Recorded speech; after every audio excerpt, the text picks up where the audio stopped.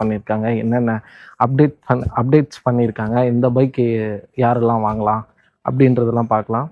Royal Enfield Scram 440 இதுக்கு முன்னாடியே வந்து பார்த்தீங்கன்னா ராயல் என்ஃபீல்டு ஸ்க்ராம் 400ன்ற ஒரு பைக்கை வந்து லான்ச் பண்ணியிருந்தாங்க. அதோட அப்டேட்டட் வெர்ஷன் தான் இந்த ஸ்க்ராம் 440. இந்த ஸ்க்ராம் 440ல என்ன சேஞ்சஸ் பண்ணியிருக்காங்கன்னா, ஃபஸ்ட்டு நம்ம இன்ஜின்லேருந்து ஸ்டார்ட் பண்ணுவோம்.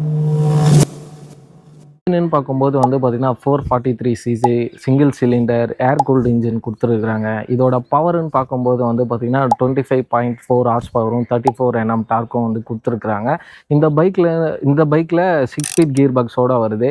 இது பழைய ராயல் என்ஃபீல்ட் ஸ்க்ராம் 400 ஒரு அப்டேட்டடுன்னு சொல்லலாம். ரீசன் என்னென்னா நல்லாவே வந்து டார்க்கு பவரு இது எல்லாமே வந்து இன்க்ரீஸ் பண்ணியிருக்காங்க. ஸோ ஒரு ஆஃப் ரோட் பர்ஃபார்மன்ஸ்க்கு ஏற்ற ஒரு பைக்குன்னே சொல்லலாம். இன்ஜினில் நல்ல வேலை பார்த்துருக்குறாங்க, அது மட்டும் நல்லாவே தெரியுது ராயல் என்ஃபீல்டு.